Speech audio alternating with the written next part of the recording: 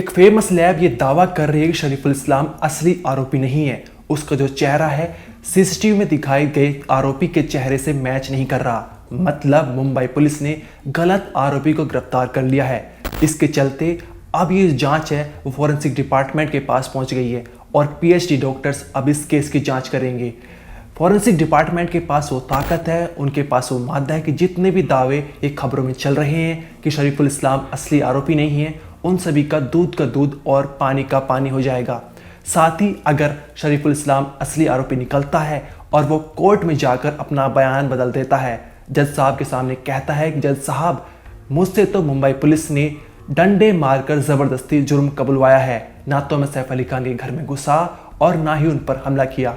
उसके जवाब में मुंबई पुलिस कोर्ट में फॉरेंसिक डिपार्टमेंट की वही रिपोर्ट पेश करेगी जिसमें साबित होगा कि शरीफुल इस्लाम असली आरोपी है। मतलब आज हम आपको इस वीडियो में फॉरेंसिक डिपार्टमेंट की हर एक वो चीज़ बताने वाले हैं जो इस केस में फॉरेंसिक डिपार्टमेंट कलेक्ट करेगी और फिर जांच करेगी। फॉरेंसिक डिपार्टमेंट बारीक से बारीक चीज़ों का सैंपल लेगी और फिर जांच करेगी।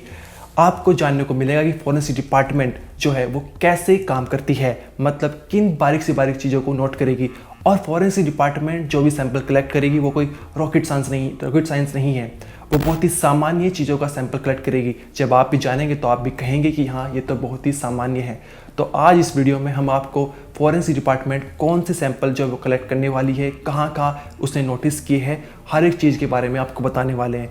और जब वीडियो के आखिर में आपको ये भी जानने को मिल जाएगा कि जो शरीफुल इस्लाम है वो असली आरोपी है या नहीं है। तो वीडियो में आखिर तक बने रहिए। मेरा नाम अनिरुद्ध और आप देख रहे हैं क्राइम तक। जब से ये केस सामने आया है मुंबई पुलिस ने 3 आरोपियों को गिरफ्तार किया है। पहला 17 जनवरी को शाहिद नाम के बंदे को हिरासत में लिया था, लेकिन वो बेकसूर निकला था। इसके बाद 18 जनवरी को छत्तीसगढ़ के एक आरोपी को गिरफ्तार किया था, लेकिन वो भी बेकसूर निकला। इसके बाद 19 जनवरी को मोहम्मद शरीफुल इस्लाम शजाद, जो बांग्लादेशी नागरिक बताया जा रहा है, उसको थाने से गिरफ्तार किया। लेकिन अब एक फेमस लैब दावा कर रही है कि इसका चेहरा जो है वो सीसीटीवी में दिखाई गए आरोपी से मैच नहीं कर रहा। मतलब उनका कहना है कि लैब का कि शरीफुल इस्लाम भी बेकसूर है और इसके चलते मुंबई पुलिस जो वो अपने जाल में फंस चुकी है। और अब जो जांच है वो फॉरेंसिक डिपार्टमेंट के पास पहुंच चुकी है और फॉरेंसिक डिपार्टमेंट कौन से पहलू पर जांच करने वाली है हम आपको बताने वाले हैं।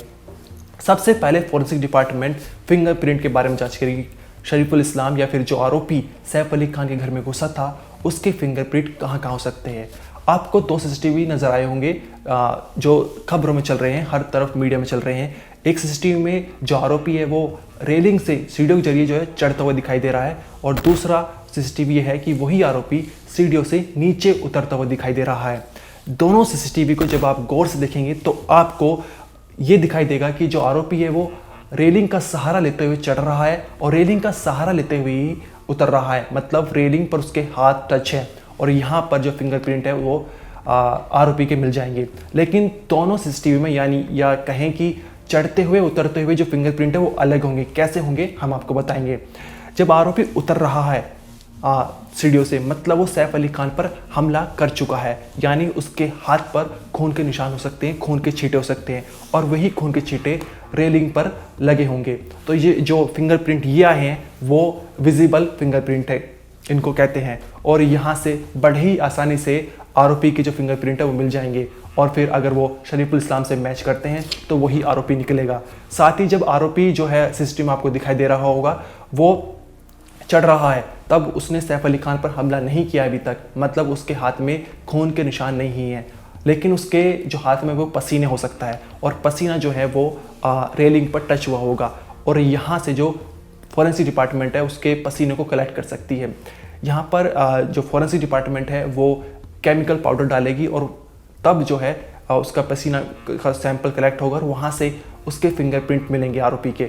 और अगर जो ये फिंगरप्रिंट शरीफुल इस्लाम से मैच करते हैं तो वही आरोपी निकलता है। फिंगरप्रिंट सिर्फ रेलिंग पर नहीं थे, फिंगरप्रिंट और कहीं भी थे।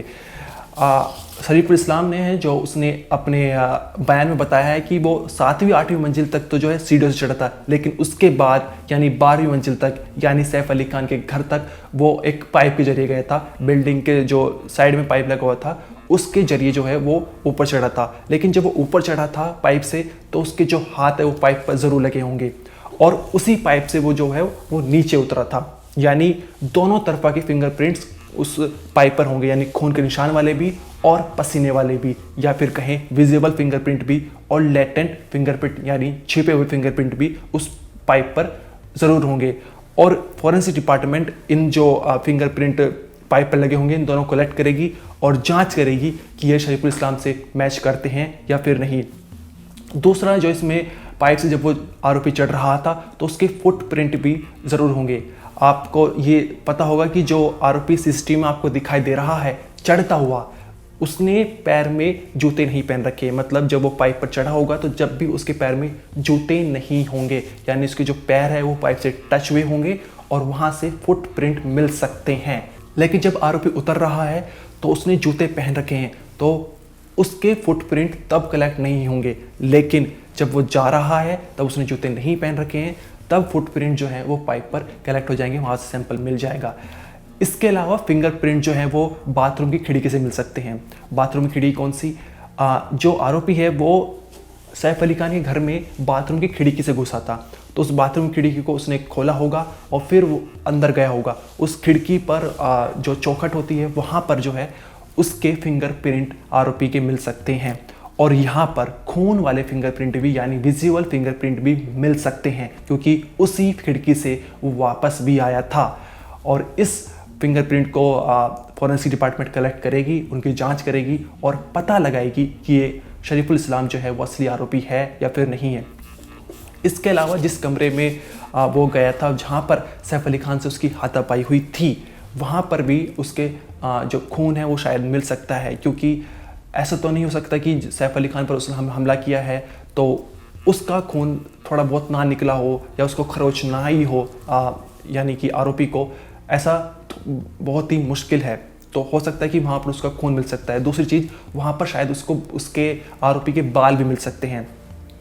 इतनी देर झड़प चली सैफ अली खान और आरोपी के बीच में, ज़रूर एक आधा बाल जो उसका ज़रूर टूटा होगा और वहाँ से उसके जो अगर एक भी बाल मिल गया तो जो फॉरेंसिक डिपार्टमेंट है वो बाल से डीएनए कलेक्ट कर लेगी और मिलान कर सकती है कि ये शरीफुल इस्लाम का डीएनए है या नहीं है। इससे साफ हो जाएगा कि शरीफुल इस्लाम असली आरोपी है या नहीं है। इसके अलावा जो अगला पॉइंट वो ये है कि जब आरोपी और सैफ अली खान की भिड़ंत हो रही थी, यानी जब आरोपी सैफ अली खान पर चाकू से हमला कर रहा था और सैफ अली खान का खून निकल रहा था, तो हो सकता है कि जो सैफ अली खान का खून है वो आरोपी के कपड़ों पर भी लग गया हो। और अगर जो आरोपी के कपड़े हैं उन पर जो खून लगा है वो खून सैफ अली खान के खून से मैच कर जाता है, यानी शरीफुल इस्लाम के जो कपड़े हैं उन पर जो खून लगा है वो खून सैफ अली खान के खून से मैच कर जाता है, तो शरीफुल इस्लाम ही आरोपी निकलेगा। फिर ये जो दावे चल रहे हैं वो सब झूठे साबित हो जाएंगे। साथ ही एक और पॉइंट है, अगर जो जूते जो है उसने आरोपी ने अपने सीसीटीवी में देखा होगा कि जूते जो हैं वो जब चढ़ रहा था उसने नहीं पहने थे, लेकिन जब उतर रहा था तो जूते उसने पहन रखे थे। अगर ये जूते उसने चुराए हैं तो इससे भी साफ हो जाएगा कि ये जो आरोपी है वो शरीफुल इस्लाम ही है। ये तो बात हुई कि फॉरेंसिक डिपार्टमेंट क्या क्या चीज़ों पर जांच करने वाला है। हम आपको एक बार फिर से बताते हैं कि कहाँ कहाँ पर। एक तो फिंगरप्रिंट ट्रेलिंग पर होंगे, उतरते हुए चढ़ते हुए। जो उतरते हुए फिंगरप्रिंट होंगे विजिबल होंगे, वहाँ पर आरोपी के हाथ में खून लगा था तो रेलिंग पर खून नज़र आ सकता है। लेकिन जब चढ़ते हुए हैं तो आरोपी के हाथ में खून नहीं था, लेकिन उसके हाथ में पसीना था और वे लेटेंट छिपे हुए फिंगरप्रिंट हैं और वे अगर फॉरेंसिक डिपार्टमेंट उनको कलेक्ट करती है तो वहाँ से जांच करके पता चल जाएगा। इसके अलावा पाइप पर फिंगरप्रिंट दोनों, खून वाले भी और पसीने वाले भी, और फुटप्रिंट भी नज़र आएंगे। इसके अलावा बाथरूम की खिड़की पर फिंगरप्रिंट दोनों, खून वाले और पसीने वाले। इसके साथ ही जब आप जो जिहे का कमरा है वहाँ पर शायद आरोपी का कोई बाल मिल जाए या फिर कोई खून मिल जाए, जिससे फॉरेंसिक डिपार्टमेंट को मदद मिल जाए सैंपल कलेक्ट करने में।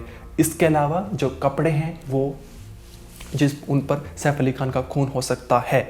ये तो हो गया कि फॉरेंसिक डिपार्टमेंट किन किन पहलुओं पर जांच करने वाली है। लेकिन एक सवाल और उठता है, अभी तक जो सीसीटीवी आए हैं वो 7वीं 8वीं मंजिल के आए हैं, बस 2 सीसीटीवी, सेम जगह के सीसीटीवी है, लेकिन उतरते हुए आरोपी के हैं और चढ़ते हुए आरोपी के हैं, जब वो सीढ़ियों से चढ़ रहा है और उतर रहा है। लेकिन सवाल ये उठता है कि क्या पूरी बिल्डिंग में कोई और सीसीटीवी नहीं था? क्या किसी और मंजिल पर सीसीटीवी नहीं था जहाँ पर ये आरोपी दिख जाए? क्योंकि अगर सीसीटीवी ख़राब थे तो इतनी बड़ी बिल्डिंग जहाँ पर बड़े बड़े सेलिब्रिटी रहते हैं, वहाँ इतनी बड़ी बिल्डिंग में सीसीटीवी ख़राब है, तो ये बहुत ही क्या कहते हैं, लापरवाही की बात है। ये सवाल ज़रूर उठता है कि सीसीटीवी अगर ख़राब हैं तो क्यों ख़राब है, और अगर ख़राब नहीं है तो फिर उनमें आरोपी क्यों नज़र नहीं आया। तो इस वीडियो में इतना ही, आप देखते रहिए क्राइम तक।